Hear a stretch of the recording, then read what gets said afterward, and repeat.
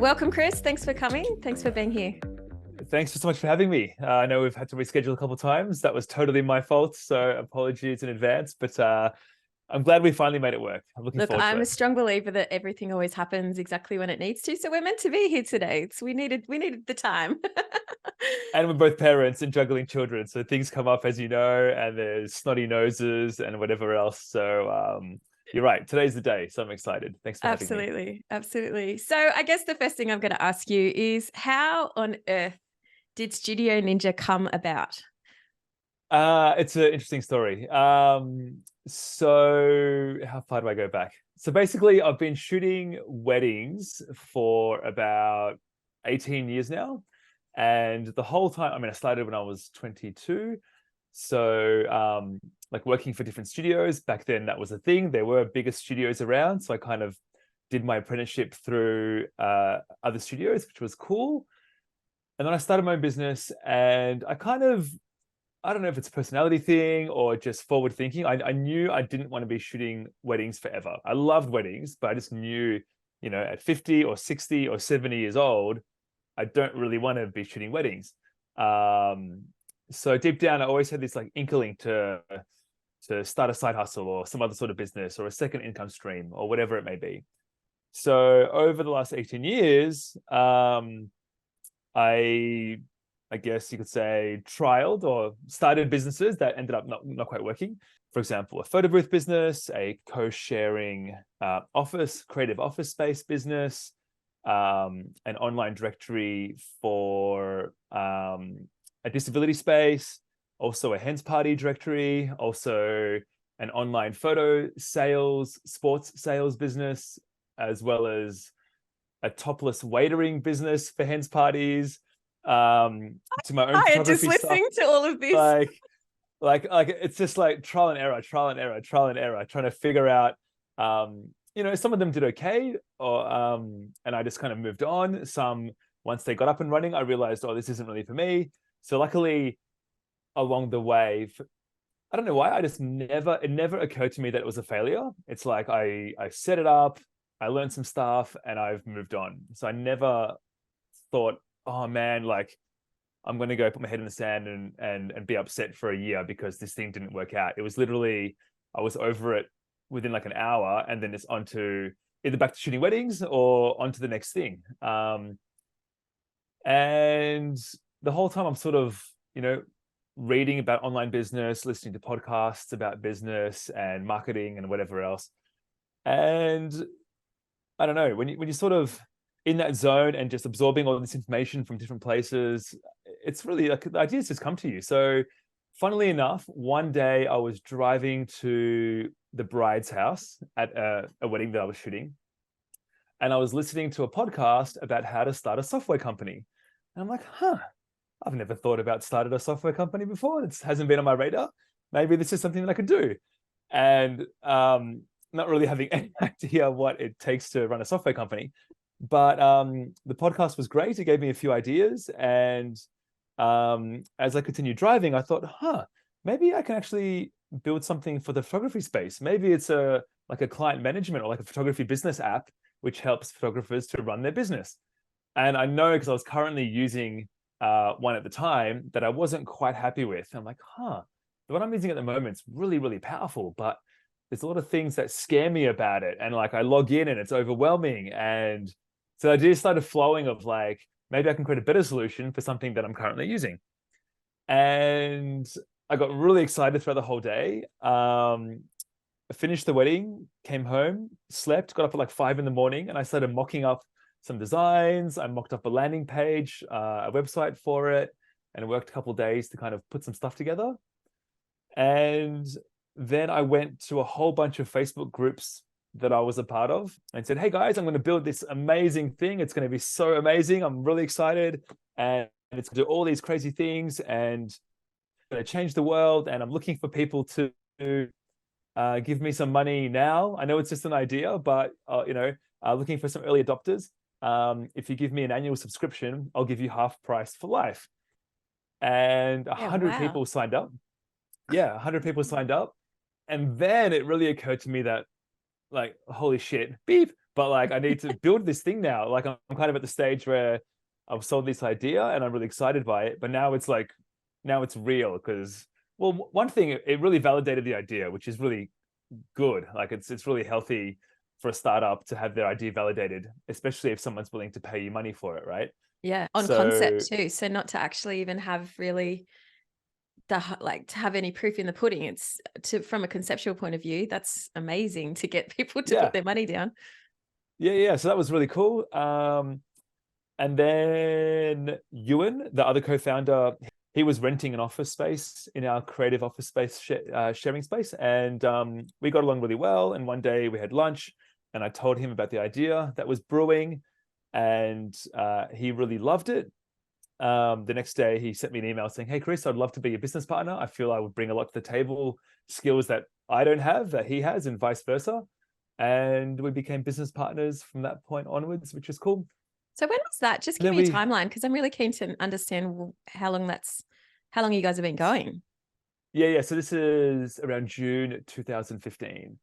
Yeah, right. So the wedding was around then, maybe late May, early June. Had the idea, started mocking it up. Probably took me 2 or 3 weeks to basically get 100 people to sign up. And at that point, it got real. And then Ewan came on board, probably like around July. We hired our development team. So Ewan, it's great because Ewan is a really, really experienced UX designer. So his background is in design, especially around user experience. And my background's obviously photography. So it's actually, we're an interesting combination of founders because some of our competitors, for example, the founders are developers. So they're very, very smart, they're intelligent, they're clever, and they know how to code. As a result, sometimes that thinking can make very, very powerful software, but as a result can be quite complicated.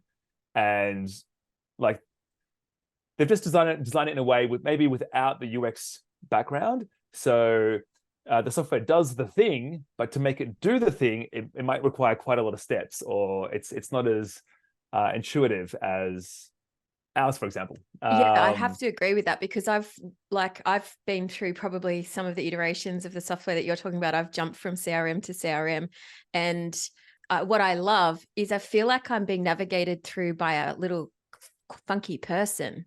It's like the software itself has a personality, isn't it? And it's The like error guiding you through. messages and Yeah. all of it. Yeah, exactly. So yeah, we've been a good team. The developers have been great, and so this is July-ish.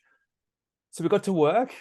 Some little things like we launched in November 2015 to the first 100 people, and it was glitchy and buggy and had all these problems. So we're like, well, okay, we're going to hold off for a little bit longer. We're really sorry if you guys don't mind just waiting a bit longer. We're going to keep at it. And everyone was cool with that. And then we officially launched in February to these 100 people and the public.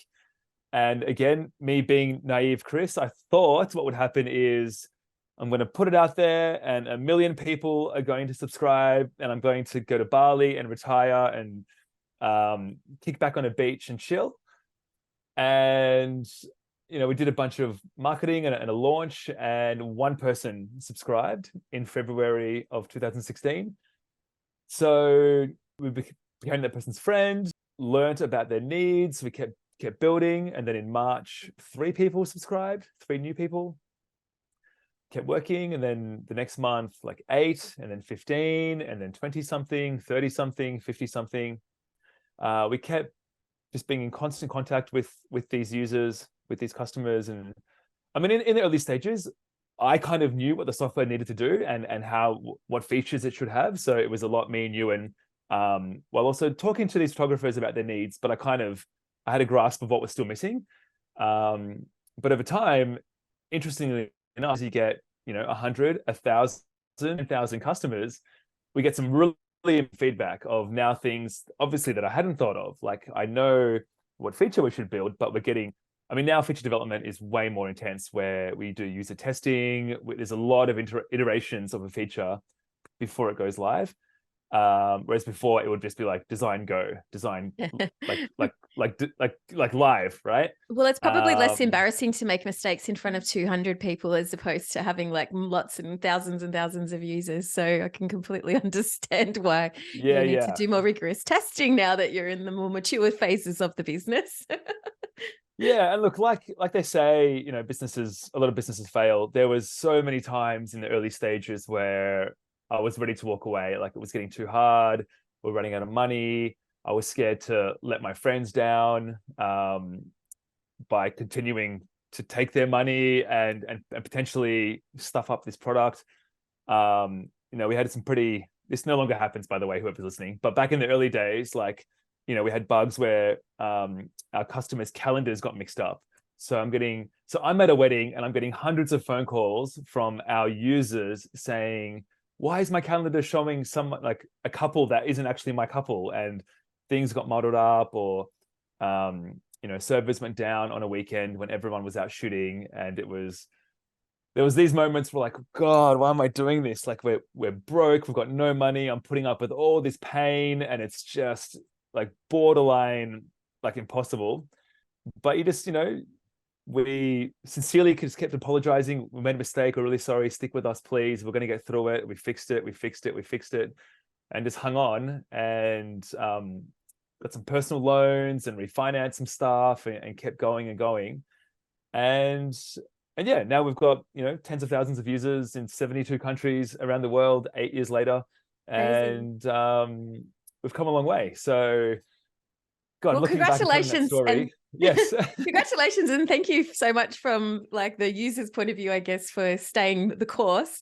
Because I think that, you know, all small businesses can understand this, but I guess when you're dealing with other people's businesses and you've got that level of responsibility. But listening to you talk there, I have to say that this is kind of why I've chosen to recommend you guys to all of my students. And if I'm allowed to say this, I've said this to a few people. I said, before I knew anything really about you guys personally, I said, it feels like they're listening to people and they're really scrappy about getting things done.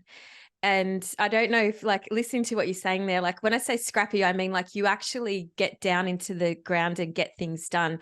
Whereas a lot of software that I've used, I feel like there's nobody at the end that will actually take action. Do you know, you feel like you're sort of talking at the wall. Whereas with you guys, every single person that I've known who's used it has said they're listening. I've sent them something and they've told me that that's in the pipeline and that it's coming. And it's not that you say it's coming, you actually get it done. So like I think that's fantastic. And I have to say, to be honest with you, when I go in and I look inside of it, it really does feel like a platform that was created with me in mind, because there's no stuff in there that us photographers don't need, which is what I love the most about it. And I guess obviously you've never sort of thought about like diverting or trying to take on other creative areas or anything. You're staying in the lane for photographers. Look, naturally, we now have celebrants, DJs, florists, car rental companies. I mean, the wedding world, we've got a few other suppliers, like I just mentioned, but Yeah. generally that's kind of where it's staying because our workflow is similar. So naturally they've gravitated to us and it works very well for them too. But that being said, you know, we're a photography app at heart, and that's the way we're going to stay. We've made some small improvements to make it more customizable for example, a celebrant. But essentially our roadmap and everything is for photography and video, essentially. Yeah. And we'll stay that way. So Yeah, it's great because I've got a few other pieces of software that I've used, like let's say like a mail software that suddenly like is doing websites and and I feel like their attention gets a little bit diverted. So I love the fact that you really understand who your niche is and you're just looking at better ways to listen in and serve them, I guess. Like that's really that whole idea of listening to the users. I think some companies as they grow can sort of lose that element, whereas I feel like you guys just, you know, it feels like it's part of the core of the business. Is that correct in the way that I'm sort of feeling that? yeah, and I'm not sure if that's me just not being smart enough to figure out how to to make it for other companies, but I know this industry very well, and I love the photography market. I love I love photographers. They're awesome people. You know, I wasn't born for a boardroom and a corporate world. Like I just love this photography world, and everyone that I've met in this world are just really amazing people who are helpful and generally like drama free, right? And I just love it. Like I can talk the way I talk, and it resonates with my customers. And I think my personality is somewhat come across into the software with the funny success messages and the error messages and like little bits and bobs throughout the software. Even when I was trading our support team, like originally I was doing it for a couple of years, and then it got to a point where it's like Christmas Day and I'm supporting people, and it's New Year's Eve and I'm supporting people instead of spending time with the family, right? So eventually some things had to change. And as we started hiring support people, I didn't want to take away from their personality. I just wanted to make sure that it was really important that they would speak to our customers like they're their friend. So if you're, for example, I remember reading this, if you're on a train and someone spills a coffee on you, they're not going to turn to you and say, sorry for the inconvenience, I'll get back to you with a solution, whatever. Like that just doesn't make any sense. You would say, oh my freaking God, I'm so sorry. I'm really, really, really sorry. Like, let me help you fix it, right? Yeah. So, I mean, that it's just like the language we use, or that I've taught our customer service team to just talk to people like you're having a beer at a bar, just shooting the shit with friends, and that's how we communicate with our customers. And again, it's resonated really well. If someone's having a problem, things happen, but we talk to them like a normal human being without any corporate language. It's just let's figure out how to fix this, and we do. And that's kind of almost throughout the whole company, actually. Yeah, and I guess like that understanding and really knowing who your audience is kind of leans into the way that the platform actually looks, because it's got a very, I would say, like a very Mac friendly, pretty kind of aesthetic, as opposed to that kind of like PC brained, that what you were talking about before, like created by software engineers that just like they're good with functionality, but they don't know how to make things look pretty for people like us who are creative, and we're visual learners and we're visual people. So I'm loving the fact that it's kind of laid out, in a way that I find it very intuitive, I guess. It's like it kind of makes sense and it's not too hard. I literally this morning just ran like an hour and a half class on helping people to set up a complete automation for a mini personal brand system in their business. And I was like, look, guys, this isn't the sexy stuff, but at every step of the way, I kept stopping and saying, is everybody with me? And they're like, yeah, this is so easy. This is cool. Thanks for walking us through. And I was like, yeah, it doesn't need to be difficult to set this stuff up, but you've just got to, you've got to understand it. And I think, when you've got a guide, which you guys have got so many good training videos and stuff as well to run people through, I think it makes all the difference. Because for those people who might be listening, and I mean, how far are we in now? We're like 20 minutes into this episode, but if somebody doesn't understand what a photography CRM is, can you give us like the basic crux? Because I know you and I have both come from the days where we used to have to run spreadsheets, right, to organize our businesses. So what does this do for them? Let's give them a quick overview. Yeah. It's actually quite funny because yes, it was Google Calendar and spreadsheets back in the day. And just a really, really quick side story. Probably like most people that eventually get a CRM, this probably one of these many things probably started happening, where almost all of them happened to me, where I was struggling to get back to leads. I wasn't like payment reminders was such a mission. Like every wedding that I was shooting or any shoot I had, there was one invoice with 4 payment reminders. So over that times 50, there's 200 reminders that have to go out every year. And I would have them all in my calendar, like, remind Jenny and Matt that they owe X amount of money. And even then I would have to like manually email them, and I'd be feeling guilty about it. Like, oh, hey, Jenny and Matt, I'm really sorry to bother you. It seems that you have a payment coming up pretty soon. Do you mind paying? And it was just a headache. And then if they didn't pay, like I had no way of like I would just forget about it. So there was a couple of times where I'd photographed a wedding, and like a month later, I would get a phone call. Hey, Chris, do you still want us to pay you? I think there's 2 outstanding payment. I'm like, oh my God. I had the exact same thing, except I had a folder with all of the wedding sheets in it. And every single Monday, I would spend that entire day going through and going, where is this wedding at? When do I need to email them about a pre-shoot? When is it 3 months out and that email needs to go out? When does that reminder need to go out? Do I need to send them this? And it was just this folder with a checklist for every single wedding. And I think about it now and I go, what a nightmare. Yeah, exactly. So all those things you just mentioned. Yeah, exactly. So all these things I'm talking about, like getting contracts signed, back in the way back in the day, I used to still post out in the snail mail a contract and wait for them to sign it and send it back to me. And that turned to like emailing PDFs, which they had to print, sign, take a photo of or scan, and then send it back to me. Like all this stuff is such a headache, especially when you're multiplying it over, X amount of jobs, and you're just forgetting stuff all the time. So essentially the answer is the CRM fixes all that for you. It's basically this app or a web app, a software which will manage like all of your clients, all of your shoots, all of your invoicing, quoting, your contracts, any questionnaires that you need to do.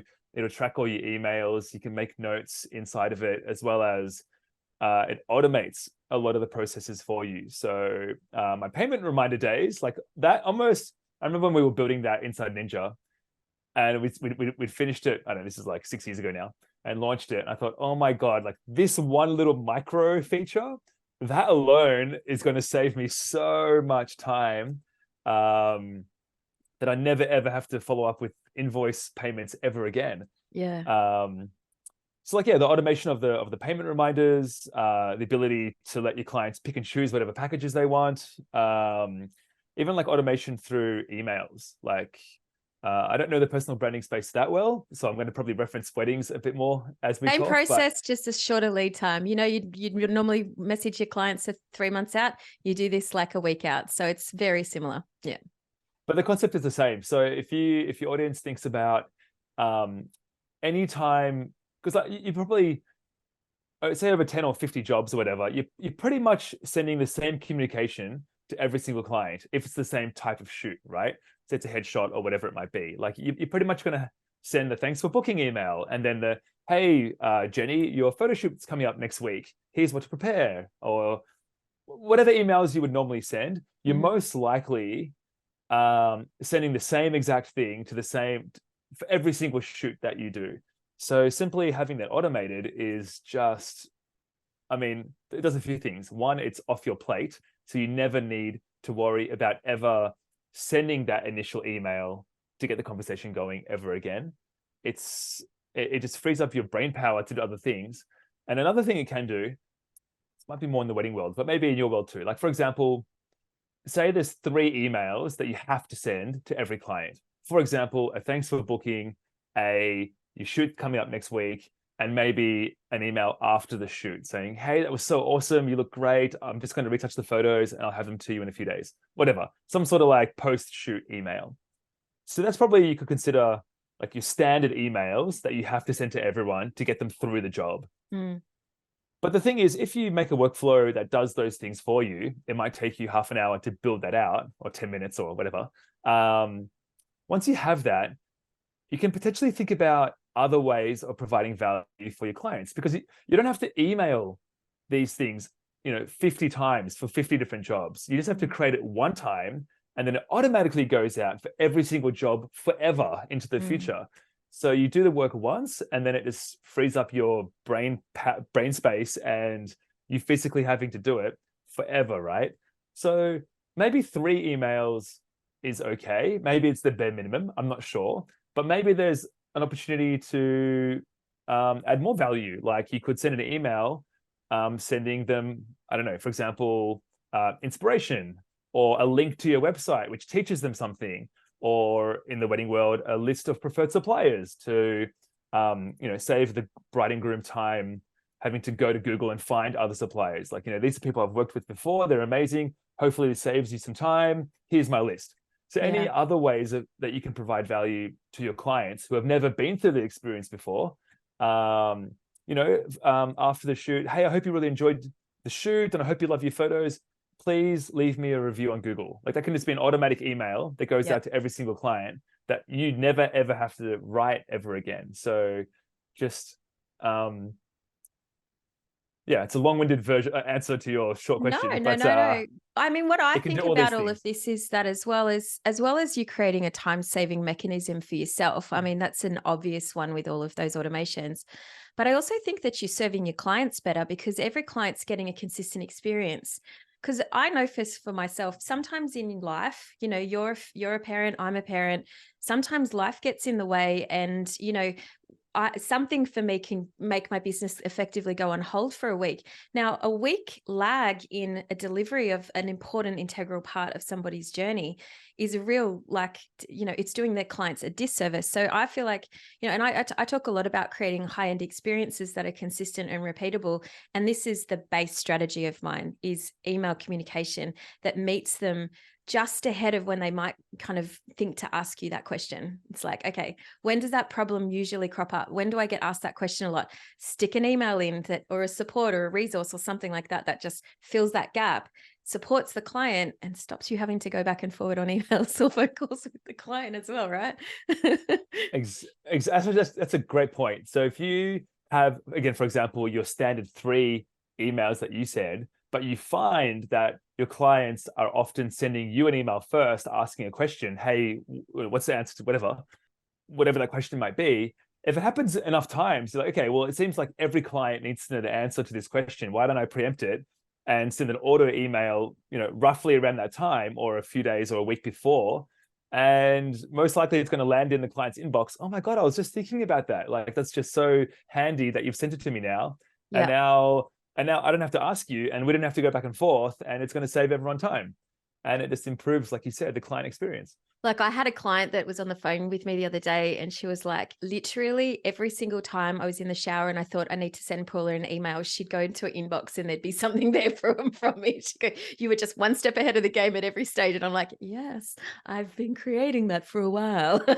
It doesn't just happen out of, but I think this is the thing, is that particularly if you're someone that's got within, like, you've probably got like 12 months under your belt of any particular genre that you're shooting, this can be put into place no matter what it is. So I've had, my portraits, my weddings, my babies, my couples that just came in, my families. I've had different sort of workflows and different emails to meet all of them. And as you say, like, literally it only takes about half an hour to 45 minutes to set up a 6 email spread, and you never have to touch it again. So yeah, I love it. And I love how you guys have broken down the workflow too. So there's 3 phases that you guys have kind of identified, I guess, which is that sort of lead phase, then when they've booked to the photo shoot, and then you've got the post-production phase, which I think is a really great way of breaking it up, because then you can sort of focus in and zone in on each part of that journey, right, for the client, and make sure that you're looking after them at every step of the way. Yeah, essentially it's just a list of 100% of them, but we decided to break it up that way just so it's visually easier to understand from the photographer's point of view. And say, okay, let's break this pretty difficult task into 3 steps. What do I normally do during the lead stage? Okay, I normally do this, bang, bang, bang, done. It kind of just makes it, I guess, easier for the photographer to kind of work through it, essentially. Yeah. Was the main reason for that. Yeah, no, I think it works through. I think it's great for photographers to compartmentalize. And it's funny, as I'm teaching it, today I started in the midsection, and then next week when we go into marketing, I'll go into the lead phase and have like the nurture sequence when I've got new leads and stuff like that. So it's made it really great for me to teach too. So thank you. Oh, just a really quick side story on the automation stuff. I had this interesting story from a celebrant who was using Ninja, and she was thinking about like what part of her business does she hate doing the most? And in her case, it was doing the rehearsal. Like, she just really didn't enjoy doing the rehearsal because it just took a lot of time. Like, she might have had to drive an hour to this venue to meet the couple and bridal party, do like this 20-minute rehearsal, which is really quite simple, and then drive all the way home. And she would include it in her packages. And she's like, damn, I really want to stop doing that. So we were talking, and I thought, well, with a little bit of effort, we could avoid this. So, she was the preferred supplier for 3 main venues. So what she did was, one of her friends was a videographer. So she asked the next rehearsal that she was doing, she said, do you mind if I record this rehearsal? And the couple was like, cool, no worries, no dramas. So the videographer came along and recorded her doing the rehearsal, which then she obviously uploaded online, and it was on her website. And pretty much just before the point when the couple is ready to start booking their rehearsal, she would send an automatic email saying, hey, this is when we would normally do the rehearsal, but I've actually got a video of me teaching another couple how to do it at the venue that you're getting married. Check out this link, watch the video. And then if you still want to do the rehearsal, let me know. And then like never, like no more rehearsals ever.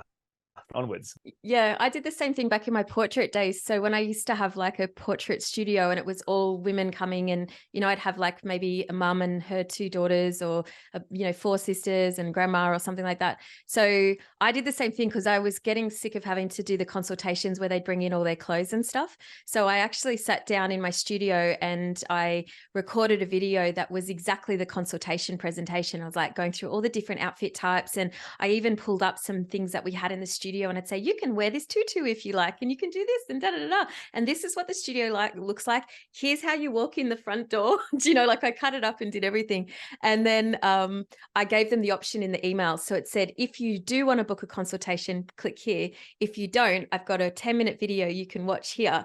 And it cut my consultations down by about 85%. But better than that, it actually meant that every single person that came to the photo shoot was fully prepared, because once upon a time when I'd photograph 4 people, only one person would show up to the consult. So only one person was like second informationing. Whereas this way I'd say, copy this link, send it to everybody who's coming to the thing and let them watch the video themselves. So I actually found that the way that people were coming to the shoot was much better. And I'm such a hugger. I love to, so I could go up and hug everybody now. And there was no, because everyone's watched the video. They know who I am. They're like, oh, yeah, Paula, we already know her.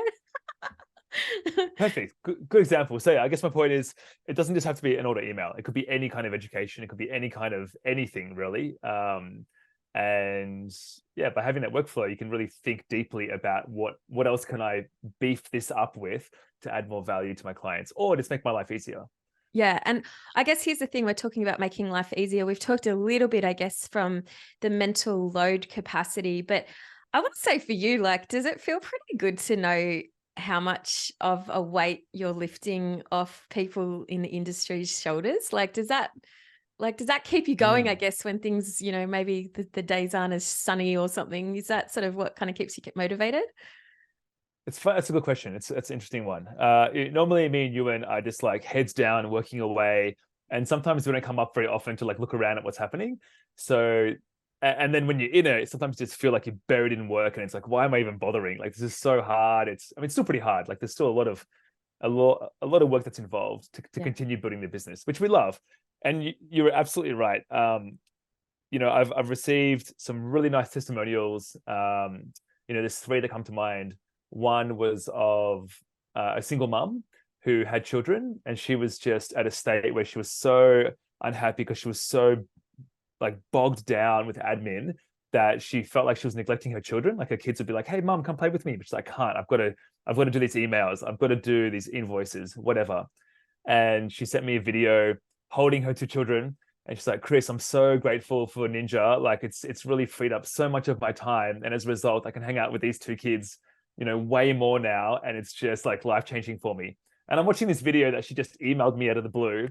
Like, oh, that's just like such a good outcome. Like I don't often really realize the detail that, Ninja is improving people's life. But when I get stuff like that, another one was another woman sent me a video as well, describing how pre-Studio Ninja, like her marriage was falling apart and her family was being sort of similar story. But she was like, I had no time for my husband or my family. I was just so busy and things were on the rocks and it was getting really bad. And I was just prioritizing my business, which I thought, I had to do all these admin things, and I was taking up so much of my time at home, and the marriage wasn't going very well. And then again, similar result. I started using Ninja. It's freed up, the automation and everything. It's just made me more organized and freed up so much of my time. And it's, my marriage with my husband's never been better. I'm like, that's awesome. That's just so, they're kind of extreme stories, but I'm sure it applies to a lot of people. It's resonating with me because, I said I'm a single mom. My marriage did break down. And I do think that a lot of it, it's a two-way street, but I do think a lot of it's to do with the fact that when you run your own business, you are carrying that mental load. And it means that you're not, even though you might not be doing the task, a lot of the time your head can be diverted into what you need to be doing. And on a Sunday, you're sitting there, as you were saying, like on Christmas Day for you, you were doing stuff, but suddenly you're thinking about something and it just starts to get all consuming. You're like, I've got to get this done. I've got to get this done. And if you're not near your computer, you can start stressing out. And, there's obviously cleverer ways that you could manage that. But when you're in that overwhelm phase, especially in the seasonal overwhelm that I think can happen in, like, particularly with weddings, particularly with portraits, where there's, definite seasons where you're trying to make as much money as you can, to be able to just have that freedom when you're not at work to actually be present with your family. Like, honestly, I think that's such a big gift. And if anybody out there is a Studio Ninja user and you have a story like this, can I please get you to message Chris? Because I think he needs to hear more of this. I know you're Oh, getting my them cup is business, full, don't but worry. But it is more nice, and videos. it makes me feel great. Like it's sort of, it's like, this is really the result of what we've been building. So if it's helping these people, then it's an unexpected byproduct of what we were trying to do. We're trying to just create something that runs your business, but the byproduct is it's doing all these other things, which was not part of the plan or expected at the start. So it's really, really, really nice. Yeah, very cool. Hey, I know that you guys released the online booking system, which I'm such a tech geek. So that really excited me because I have multiple pieces of software, and, being able to can a Timely or a Calendly or something and roll it into the software, that was like epic. And I had a few of my students that actually were part of your beta testing part of running through that, which I was very impressed about as well. Do you have any other little things in the pipeline that are coming up that you might be able to whisper about? Yeah, of course. I mean, we're still actually working on the online booking system. So essentially, I guess me being a wedding photographer, I always had this pull in the system to, like, in Ninja, to kind of like, I want more wedding features. I want more wedding features. And we'll be battling with me and Ewan, and naturally we got more and more and more portrait photographers using Ninja. I was like, oh, we need more wedding features. And then we just noticed, like, hey, we really need to start focusing on the portrait photographers. And this is where stage one of the online booking system came in, where you essentially just set it up, put a link on your website, and then any client can just click the link, choose one of your packages, choose a date, choose a time, pay for the whole thing, and you've suddenly got a booking in your system while you've been out either playing with your kids or drinking beers on the beach or whatever you want to do in your spare time. That's really awesome, but there's still a few things missing in the online booking system. Things like the ability, which is what we're working on now, the ability to, for those of you that have a slightly bigger studio, the ability to have multiple bookings Multiple per shoots. time Yeah. slot. Mm. The ability to add a payment schedule to a shoot. So you may want, if it's a bigger shoot, you could take a deposit now and a final balance later, and that will be automated. Some little invoicing things in there. We're also building out this ability to, this will be called, probably, we're still trying to name it. I was having lunch with you yesterday. Like, what are we going to name this thing? Essentially, it's going to be a scheduler. So similar to the online booking system, but it's just used to schedule appointments or schedule shoot dates. So one example, I mean, most wedding photographers would find the appointment booking system quite useful. So any initial consult, album design appointment, pre-wedding meeting, the workflow will automatically send a link to the scheduler, and then the client can just pick a day and time, and that's the time for their meeting. And it's all automated. Confirmations go out. Really, really useful. Okay, so that would be part of like the workflow attached to a job type. Is that what you're projecting with that? It can be sent. Yep, it can be done that way. Okay. A workflow, kind of like the workflow automatically sending a contract or a questionnaire. It will send a link to the scheduler, and the client would just pick a date for the appointment, and that will automatically get slotted into the workflow as well as into the calendar. And then confirmations will go both ways. And as well as the appointment side, it can also schedule like main shoot dates. So this one might be useful for like maternity or newborn photographers. So essentially you have an estimated birth date, right? But that's kind of, 1 week or more either side. So one of the pains that I hear from newborn photographers is it's just awkward to be following up, and how often do I email, blah blah blah. So now essentially you could have an automatic email, or you can do it manually, that say, a week before the scheduled due date, an email goes out saying, hey, hope you're going well, I know you were so close, here's a link to the scheduler where when you're ready you can basically just click this link and book in your shoot date. So I think newborns are usually within the first couple of weeks or month or whatever.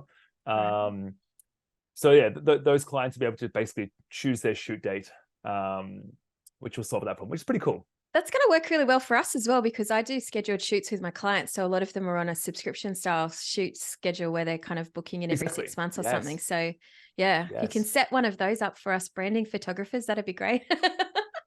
Yep. Yep. So that's in the works. We've got some mildly boring stuff, but important stuff for the overseas photographers. So here in Australia, we have basically GST, one tax system. Unfortunately, some countries overseas have very complicated multi-tax, state tax, federal tax, product tax, service tax. So we're just building out these multiple taxes ability for a lot of our overseas photographers, which will help them. Even for us here, actually, you'll be able to save 2 taxes, one GST inclusive, one GST exclusive. So if you're shooting commercial stuff, you would have GST exclusive, and the GST will be added on top. You can do it now, but it's just a bit more fiddly. In the future, it's like one click done. So that's kind of a bit boring, but useful. Other things are some smaller stuff, like adding surcharges to credit card invoices. So if you currently take credit card payments, at the moment, we, the photographers, are paying the surcharge. Soon there'll be an ability to pass that surcharge on to the client, which will help photographers save a bit of extra money. Thank you. Thank you. That's a good really one. great feature. It's a fantastic feature, because I think it's just something, it's like, a couple of percent coming out of your bottom line, and it's not even coming out of your Adds up. bottom line, out of your profit. It's actually coming out of everything. So then your profit's less as well. So, Yeah. it ends up being 3 or 4% of your profit really effectively. So yeah, no, that's fantastic. Oh, this is Yep. So there's exciting. that one. Oh, there's so many, improved search stuff, notification stuff, kind of like how Facebook works. You've got your little notification thing where you click on it and it shows you all the latest stuff. So soon on the main menu, there'll be a little notification thing with a number next to it. And if you click on it, it'll say, you've received this email, you've had this contract signed, you've received that, this has gone out, blah, blah, blah, blah. Kind of just like a snapshot of all the activity since you last logged in. The ability to tip. So again, more American, but if a client wants to leave you a tip, they'll be able to do that through the client portal soon. Hey, I'll take it. I'll take it here in Australia if they want to do it. Yeah, exactly. So never ending. What other big stuff? That's sort of on the radar right now, that sort of stuff. So, fantastic. So you mentioned that to me before the call that you've got some like mini education stuff coming up. Will we be able to pop a link into the show notes for that? Yes. Is it happening live or is it going to be replays? Both. So it'll be live starting next Thursday, which the date of that is, what's that, the 19th or something, 20th? Essentially, it's like a beginner right through to advanced. So it's really targeting the absolute beginner or non-user. So I'm going to teach about the settings, which ones to set up, how to get started, which things to put in place, and then sort of go into the intermediate stuff of, teaching what a lead is and how to convert it to a job, and then sending quotes and pick and choose quotes and online booking system, and then like advanced workflow functionality and automation stuff. So it's kind of like essentially like a 4-week course, 1 video every week. Essentially at the end, you should be able to run your business in less than an hour a day. So everything's kind of going out, and from the admin side. Fantastic. Yeah. Well, I think it's great though, because I think what a lot of, I know a lot of my photographer friends and now my students have always suffered with over the last 15, 20 years is the admin gets in the way and then the marketing doesn't happen. And it's like, and particularly even like with weddings where it's a strong referral base, you still need to be going out and meeting people and touching base with people and sort of getting out there. And if you're sort of sitting on your computer and editing, and then you've got to send out a pile of invoices, and then you've got all these emails to send, it can make for a very unhealthy workplace as well, can't it? So yeah, the fact that you can sort of cinch it down, I think is fantastic. So I want to say a massive thank you to you for taking the time. I've held you long enough now, captive. But is there anything that anywhere you'd like to get people to reach out? Where can they find you? Me personally, you can hit me up on Instagram if you like. Just my name, Chris_Garbacz on Insta, for any hellos or testimonial videos. If you've got any, I'd love to see them.